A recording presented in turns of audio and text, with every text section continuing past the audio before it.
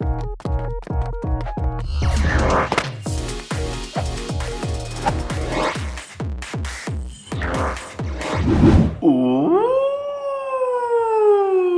ever wonder how to improve the way you guys play Pokemon Go?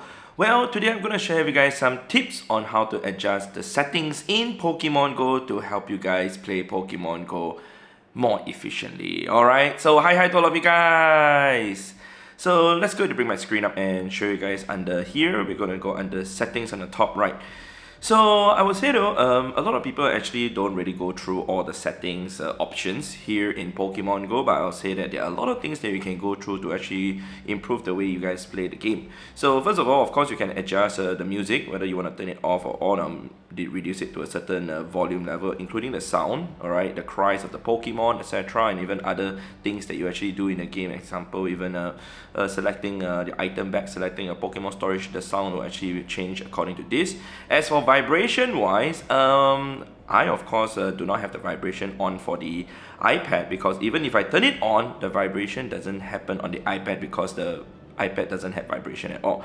So there was the new option for the haptics, which I've actually asked a few trainers about it. They actually do find it, some people find it that it's good to have the vibration. When you have the vibration on but not the haptics on, it's basically when you have a Pokemon spawn or other small little activities, then the vibration will appear.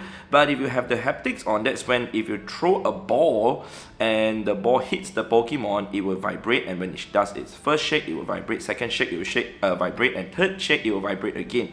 Some people do not like that. In order to turn it off, basically just turn this off. You still have the vibration turned on, but that motion, it actually stop the vibration, alright? Or you can just turn off the vibration totally, just like what I do. Alright, so that's that. As for the account, I won't go into that because that's something a little bit more personal. Alright, which you guys can basically link your account onto Facebook, onto Google, onto Pokemon Trainer Club. Alright, but I won't go into that. As for under generals though, alright, we got the languages that we can select. Alright, various languages, including the one for your device. I basically just use the one for my device, which is basically English. As for battery saver mode though, if you actually have it turned off, which is what I'm doing, no matter what you do, it doesn't help with the battery saver. But what this battery saver does is when you actually put your mobile phone or your iPad in your pocket and turn it upside down, like what I'm going to turn it on right now, and you actually turn your iPad upside down, the screen will turn dark. That helps you to save battery, or basically when you actually have it in your pocket using your phone, the screen will turn it off by itself, and when you turn it back upright, the screen will actually turn back on. So that's that, and it's really good if you want to have that, but I personally do not like using it, so I turn it off. Even if it's upside down whatsoever, alright, the screen will still be on to be playable. As for Adventure Sync, I do not have Adventure Sync available here on the iPad, because you guys can see Adventure Sync unavailable. Yes, it's not available on the iPad, but I would recommend using that and turning that on, because that is something that's really good to clock distance more, about 30 to 40% more distance in the long run if you have Adventure Sync turned on, especially if you do not turn on the game that often. Alright, as show Pokemon ribbon though, is basically when a best buddy Pokemon actually has the ribbon. You didn't show that, but I actually have it turned off. If I were to go ahead to type here buddy 5, alright, these are all my buddied Pokemon that have reached the best buddy, but none of them will have the ribbon shown over there. It's basically just for aesthetic, or even when you play PvP, it allows you to see where the ribbon is, or whether that Pokemon is best buddy or not. See, the ribbon appeared on the chest of the two Pokemon over there that I just shown you guys, Groudon and also the Slacking. This one will show at the leg over there for the Regigigas. Alright, so let's go to here again. Let's turn off that feature. I don't like it. As for expanded group transfer, a lot of people actually find it a little bit difficult to transfer Pokemon one by one. Of course, the only thing that you cannot transfer, multi-transfer with this expanded group transfer feature turned on, is shiny Pokemon and certain mythical Pokemon like Mew, Jirachi, Victini, etc. Celebi. Whereas if you want to transfer legendary Pokemon, so let's say if I do not have this turned on, in order for me to transfer legendary Pokemon, assuming I have too many, let's say I want to transfer multiple Tapu Kokos, for those of you who do not know how to multi-select, to select multiple Pokemon, I'll show you guys over here first. So let's say you want to transfer with 2 Pokemon of 6 Pokemon at the same time. So I want to transfer the Singitquill, do a long press, alright, do a long press, hold it over there just for about 2 seconds, less than 2 seconds, then you can select other Pokemon, and once you select the other Pokemon, you can transfer 6 away, or more, whatever that you want to transfer. As for legendaries, if you do not have the expanded feature turned on, no matter how many you select, you cannot transfer. None of these selected Pokemon can be transferred. So if you actually have it turned on, which is what I normally have it turned on for, alright, so if you turn it on and you have the warning over here, are you sure you want to able transfer legendary and mythical and ultra beast when selecting multi Pokemon? Alright, enabling these settings will allow you to transfer those Pokemon, and when selecting multi Pokemon, your Pokemon storage, transferring Pokemon to Professor Ray cannot be undone. Alright, this is something that I always have turned on because I know how to control and know what to transfer and what not to transfer. Alright, so we're going to transfer all those. We can transfer just 5 legendaries that quickly. Otherwise, if we have to do them one by one, alright, one by one like this, it's going to be really tiring. It's going to waste a lot of time, see? So the amount of time that I just spent transferring those 5 Pokemon, the multi-transfer takes way shorter time to transfer those 5 Latios. Alright, so normally what I do is I'll use my search string over here, which then remove away legendary Pokemon. So all those legendary Pokemon will not get transferred away. As you guys can see over here, they're all still there because I used that search string, which removes away the shadow Pokemon, the legendary Pokemon, the ones that I want to keep. Alright, so let's go back here again. Alright, show sponsored messages for third-party advertisements. I have that turned on, great. So now this is the part that is the key thing. A lot of people I know, they will tell me that, hey, when they do a raid, they receive a lot of invitations, friend requests from a lot of random people when they do a raid. Yes, it is available in the game that you can actually send requests to anyone whom is in the same raid lobby as you, or even after that, after the raid is over. At the achievement page, you can actually send friend requests to whoever that actually allows the friend request from the raid members. So for me, I definitely turn it off. Otherwise, if I were to do a raid with 19 other people, I always will have like some invites coming in, requests coming in. So we have allowed better challenges from friends with friends. So basically the friends who are on your friends list, they can send you a battle, but I have that turned off. So no matter if I were to try and select that, the middle button doesn't have anything. There's supposed to be send, give, trade, and there's supposed to be another button that will appear. So we will turn on that setting, alright, allow challenges. Alright, now my friend can send me battles if they wish to, and they can do PvP battles with me. Right, the middle button appears there to battle. I can even send people battles too, to just do remote battles with them if we want to practice PvP together or whatsoever. Alright, so let's turn that off because I normally don't play PvP at all with my friends. So now this is the key point though, allow friend requests from raid members. I have that turned off. I do notice there are a few people who receive a lot of the requests, and then eventually they have to go to their friends there and delete and delete and delete and delete and delete and delete and delete all those people who send them random friend requests. So if you guys want to save the trouble on that, just turn it off. So now it's turned on. If I would go into a raid, somebody can actually send me friend requests and so on and so forth, so I always turn it off. That's it. Alright, so I allow friends to send me paid gifts as well. Thank you very much to all my friends who have been sending me all the paid gifts. Appreciate it. Anyway, share location with party. Yes, that's the location that your friends can see where you are. I normally just have that turned on. See other trainers on the map. I have that turned off because it's kind of a nuisance to see people walking around the same screen, and also the fact that it actually lags the game a little bit when there are a lot of things going on already, so I turned that off. As for sharing a recent caught Pokemon, though, I actually turn that off because I just don't like to see that. Not for me to not share my Pokemon caught, but I mean I don't want to see the Pokemon being shown here because it will be lagging. Alright, the screen when I'm actually looking through my friends list, it will show the Pokemon that my friends have caught. Alright, so I don't mind seeing I don't mind allowing people to see what I've caught, but I do not want to see what people have caught. Okay, it doesn't show now, it's kind of weird. That's really weird. It's supposed to appear. Hang on. Okay, there we go. Okay, it's lagging for some good reason. Okay, now I can see it shows whoever that's caught. And also for me, when I want to open gifts, alright, I might get confused with a Pokemon caught and someone having a gift over there for me, so I might as well just turn off that feature totally, so it saves me the trouble of trying to see whether it's a gift to open or a friend who have caught a Pokemon or whatsoever.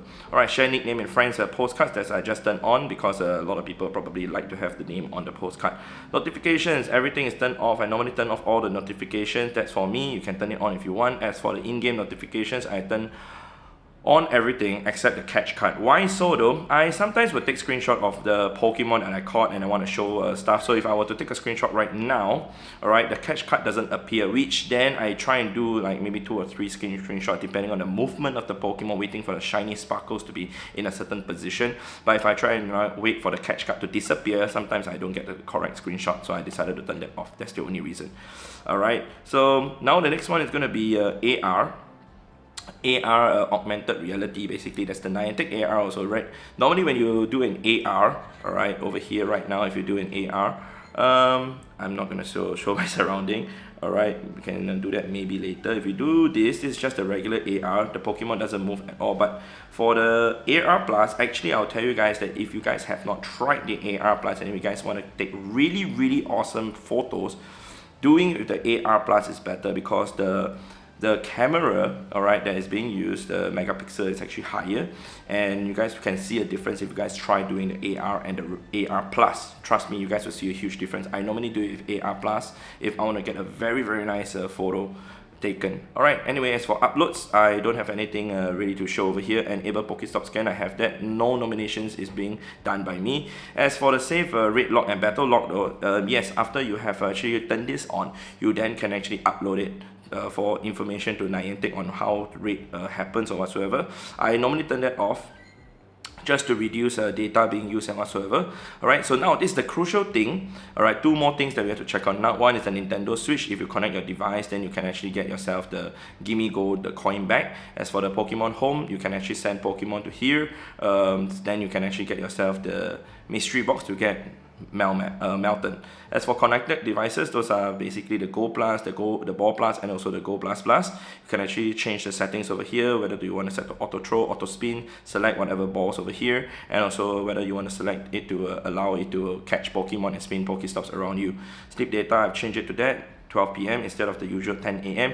Now this is the more important thing, the advanced settings. So the advanced settings over here, a lot of people don't really look at this. I would recommend going to here and look at this and check this out, how you guys want to play the game to your own preference. So first of all, I actually turn off the open gifts when item bag is full because I do not want to just get Stardust. I still want to get the items. I will discard other items that I do not want to keep, and then I will still open up the gifts for my friends. As for remember last, use ball though, if you guys do not know what this feature is, I'll show you guys. If you turn that off, alright, and now try and catch a Pokemon. Let's say if the ball starts with a Pokeball and you select a Great Ball and you actually throw a ball already, you caught the Pokemon. Alright, the Krogan is caught, great. Now if you want to catch the next Pokemon, a Pokeball will appear, not the Great Ball. Alright, I'll show you guys one more time. There we go. Alright, the next Pokemon that's going to appear is going to be the Darumaka. The Pokeball appears again. But let's say if I do not want to keep selecting the ball, I then can just select this. Remember last, use Pokeball. Alright. So now, let's say if I were to use the Ultra Ball, since I'm left with only one Great Ball, we can't do that. Now if we go and catch another Pokemon, it will appear the Ultra Ball for me again. So that's how we can actually catch Pokemon even faster, just using the similar ball, Ultra Ball or the Great Ball, without needing to select the ball continuously. See, Ultra Ball again, that's great, awesome, that's a super duper lucky, excellent throw. Alright, so that's how it is to actually use the same ball, the Great and Ultra Ball, when you're actually trying to catch Pokemon really fast. Alright, so back to advanced settings. So over here for quality. Now, this is the part though. If you guys experience some issues with your game or whatsoever, maybe there's some inconsistency, I would recommend to refresh game data. This is not going to erase your account or anything. It will basically just refresh everything. I'm not going to do that right now because it will take time to load and everything, but I'll recommend doing that from time to time. I sometimes do that too, if I find that I have some issues with the game. Alright, so the next thing is the native refresh rate, smoother and more responsive visuals, which may affect battery life. I'll tell you guys this though, if you're running a phone that is has been released since 2020 onwards, using this is fine. Anything older than that, I wouldn't recommend using because it drains the battery like crazy and it actually uses your native refresh rate of your device. So I'm using an iPad mini 6, which it was released back in the year 2021, I think. So when I use this, alright, it allows me to have a smoother gameplay. However, it consumes battery 30% more. So you have to consider that. So if we turn that off, I will try and catch a Pokemon now. You guys will see that the refresh rate is a bit different when you try and throw the ball also. Alright, you guys can see that the ball is not as smooth. I'm trying to spin the ball more so you guys can see. So now if we were to go back here, alright, and turn that on, clearly there will be a big difference, trust me. I'm so used to using this that if I do not have this turned on, it feels as if the game is lagging. So you see, now it's so smooth, it feels much smoother now, and that's what I prefer. Of course, it depends on you what you want, but for me, I would rather have a better experience playing the game and sacrifice on the battery life, I suppose. Alright, so let's go ahead and check out the last one. So the last one that is very important is download assets. If you guys have not downloaded any of the assets onto your device, I would recommend doing this. It reduces game data drain, loading times by downloading all game assets directly to your device. I've done this, and you can download, it will sometimes have new assets all over again. So I'm going to download this. So you just wait for it to load, download everything. Alright, so I have 45.9 megabyte assets to download. I think it will be a few hundred megabyte because I usually download this on a 1 to 2 month basis, which is what you guys can do too. I'll recommend doing that. So when the assets all come in, it reduces the lag, the sprites, everything that will load on your Pokemon storage will require less data to use. In the long run, it's going to help you, it's going to speed things up for you guys, and I recommend doing it. Alright, provided it finish downloading. Okay, verified, there, done, finish. So do it on Wi-Fi and do it at home. It'll be faster and it's not going to cost you any data at all. Alright, other than that though, there's nothing else I need to show you guys, unless if you guys want to go through the very last one, which is the delete account. Good luck. Alright, so that's all from me, man, in terms of how the Pokemon GO settings can be changed to actually improve the way you guys play Pokemon GO. If you guys found this video useful, definitely remember to leave a like on the video. It'd be much appreciated. Thank you very much. And also to share with your friends if you found this useful, and hopefully this will help them too. Alright, so with that said, I'd like to thank you guys for watching. I'll see you guys in the next episode in the next video. Goodbye.